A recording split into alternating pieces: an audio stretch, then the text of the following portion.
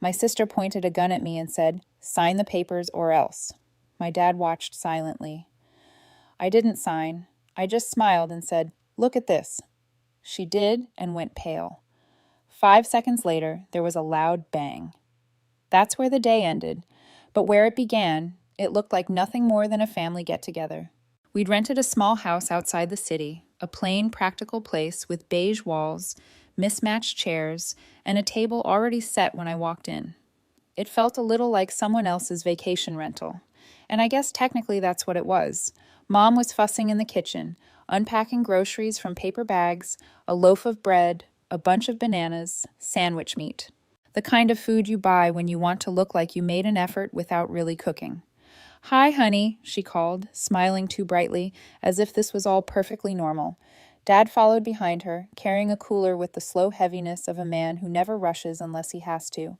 He nodded at me, not cold, not warm, just Dad.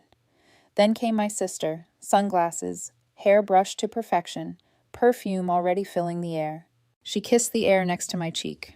"Glad you made it," she said. For a while it felt ordinary, like maybe this really was just a family day.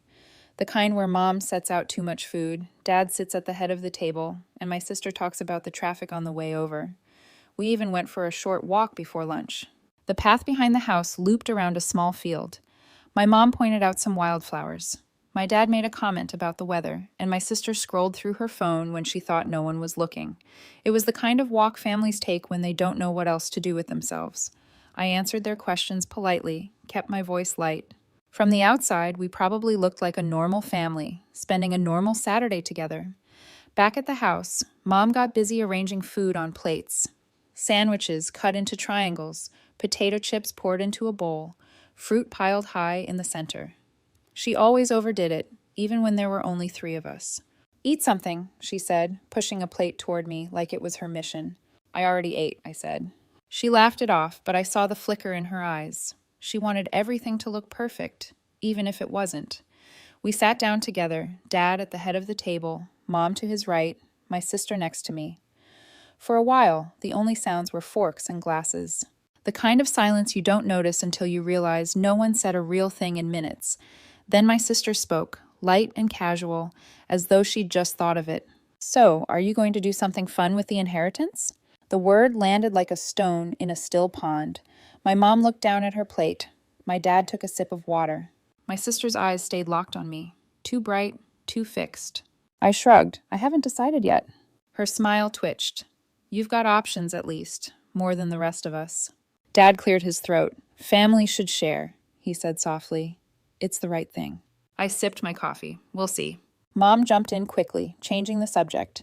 She asked about my apartment, my work, but the mood had already shifted.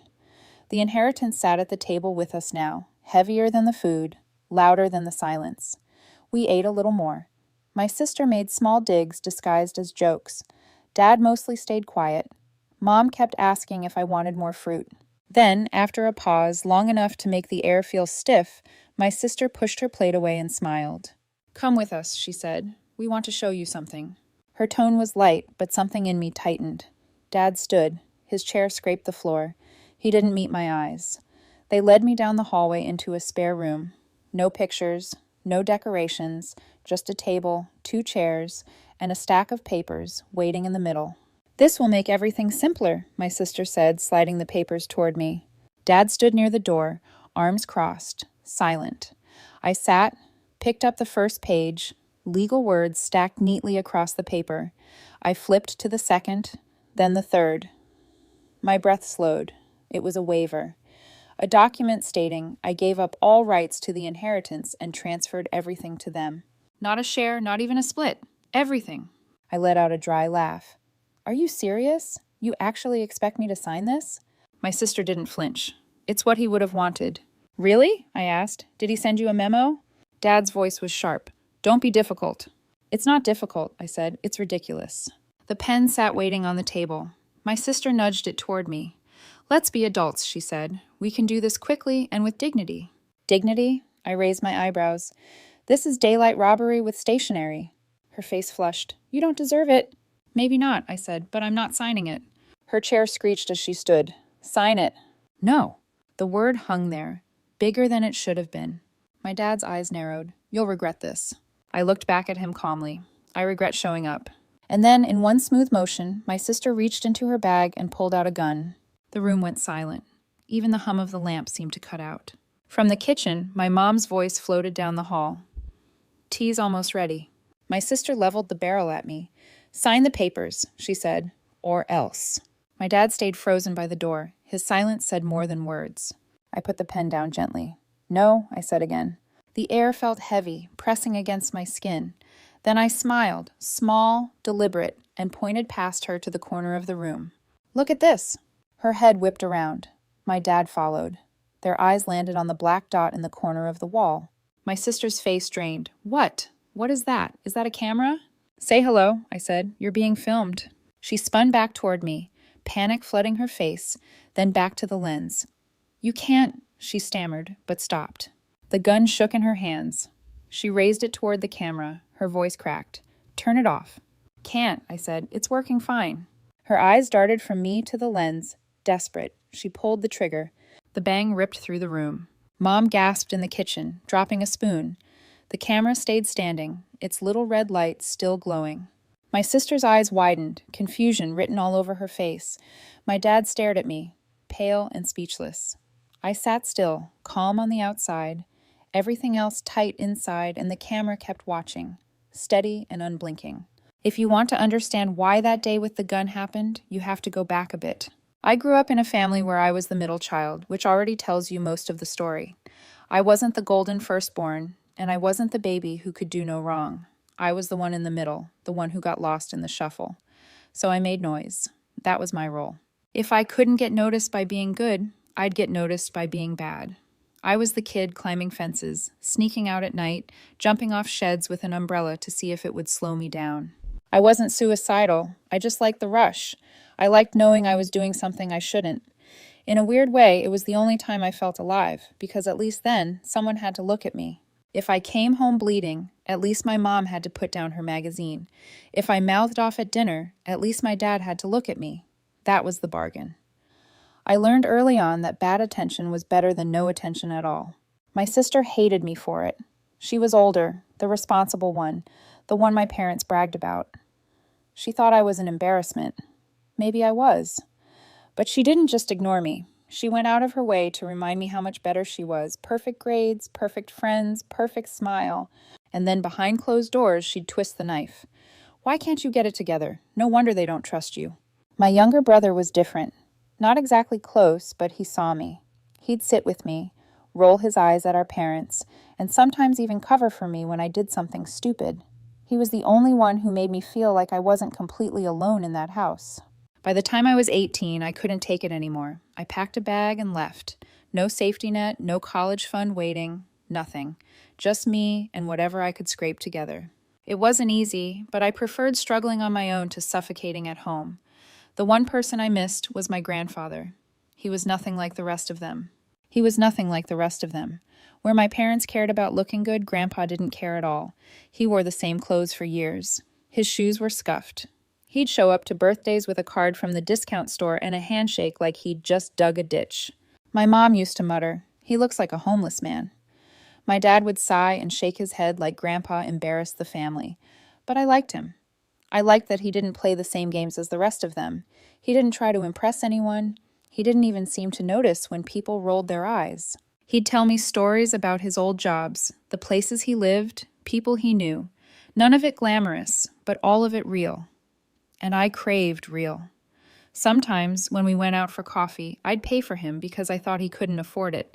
He'd smile at me like he knew something I didn't. Every once in a while, he'd say things that stuck, like, even if I was rich, I'd live exactly the same. Because once people know you've got money, they stop seeing you. All they see is what they want from you. I always thought he was joking, just Grandpa being quirky. He lived until 96. When he died, it wasn't a shock, but it still hurt. He'd been the only one in that family who really saw me. So when we got called for the will reading, I didn't expect much. None of us did. Grandpa never looked like he had anything. My parents went because it was formal.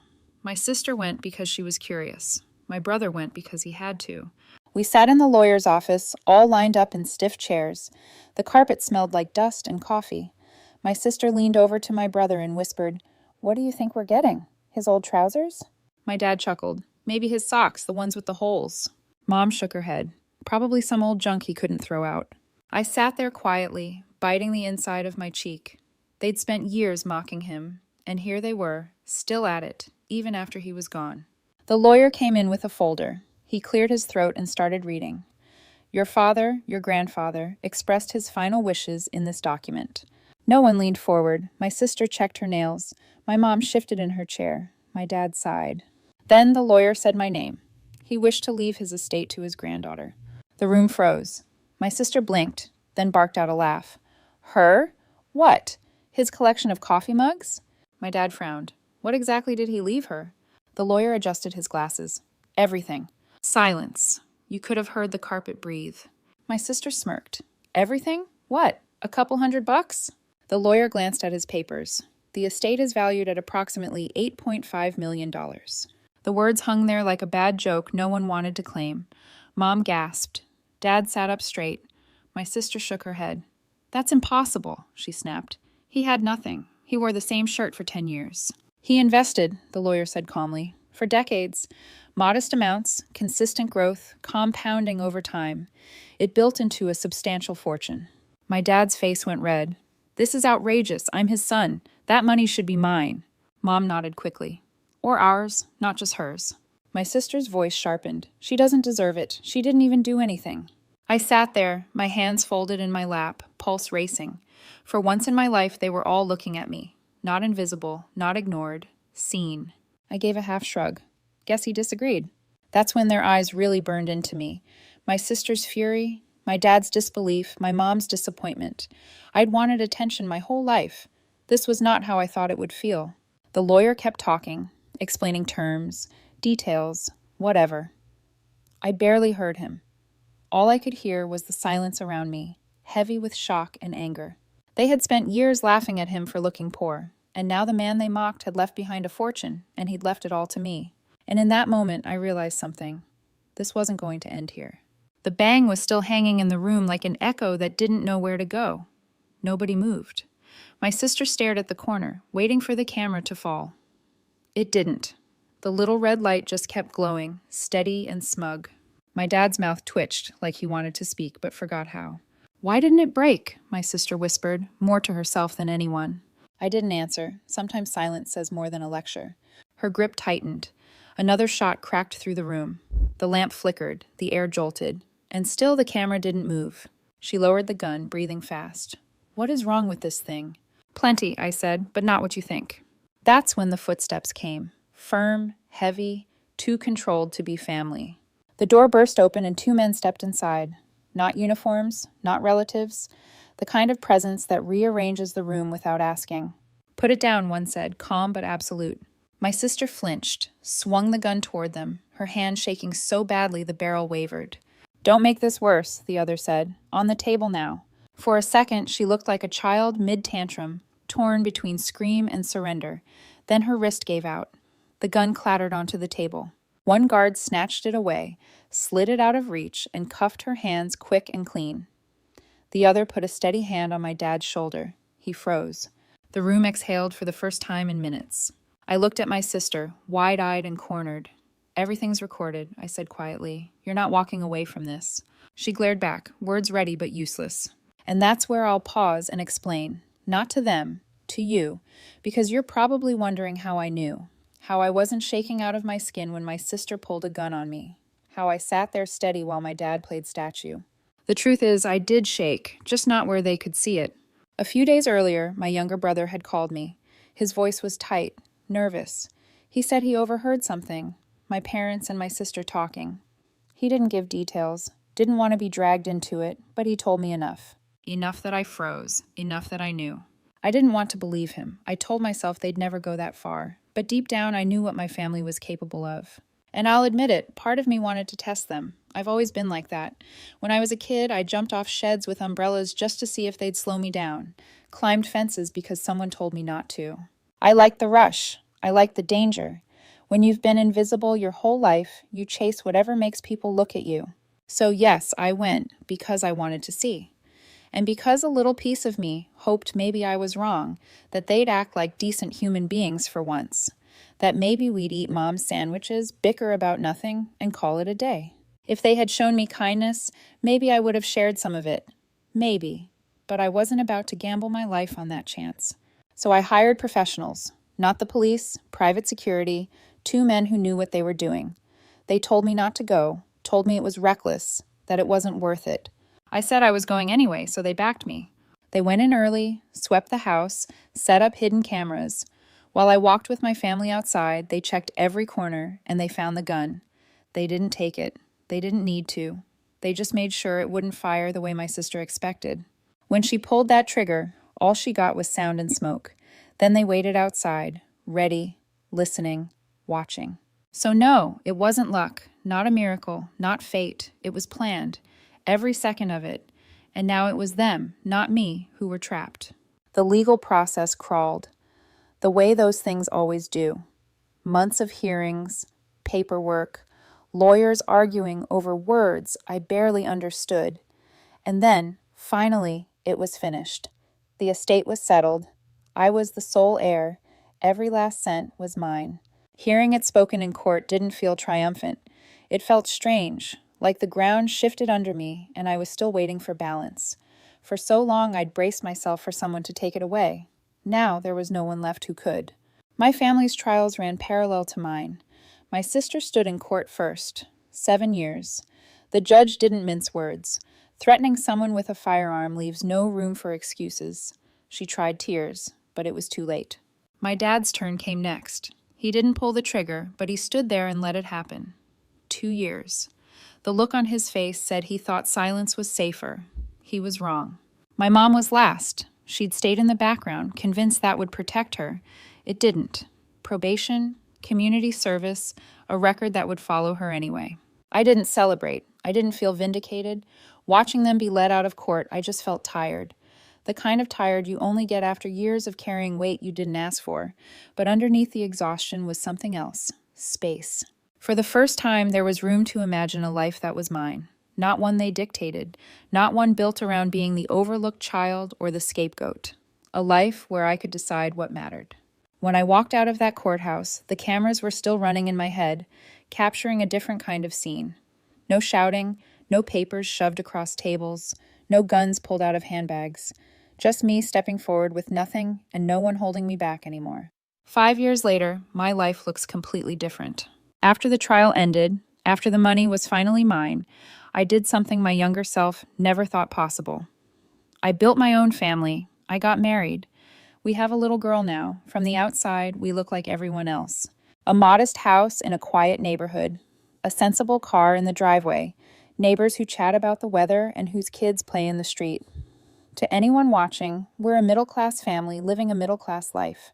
But the truth is that money changed everything. Quietly. I used it the way Grandpa would have wanted. Smartly, not loudly. I invested just like he did. I set up a trust fund for my daughter, not to spoil her, but to make sure she'll always be safe when she's grown. For now, she doesn't know how much we have. She doesn't need to. She's busy being a kid, and that's exactly how it should be. I didn't hoard it all for myself, either. My younger brother, the one who warned me, got what he deserved too. I paid for his college, cleared his debts, helped him get his first apartment. He never asked, and that's why I trusted him with it. Now he's making his own life, standing on his own 2 feet. As for me, I do spend it. I've traveled the world. Italy, Japan, even the Maldives. I've stayed in beautiful hotels, eaten food that still makes me smile when I think of it. I buy comfort when I want to, freedom when I need it. But when I'm home, I dress simply. I shop at the same grocery store as everyone else. To the outside world, nothing looks unusual. That's the way I like it, because I finally understand what Grandpa meant. If people think you're rich, they'll only ever see the money. If they think you're ordinary, you get to live free. I still chase a little adrenaline now and then. Skydiving, scuba diving, climbing mountains. But I do it safely. I've learned how to feed that part of myself without breaking everything else. At the end of the day, I don't need strangers to see wealth on me. I need my daughter to grow up safe, happy, and free.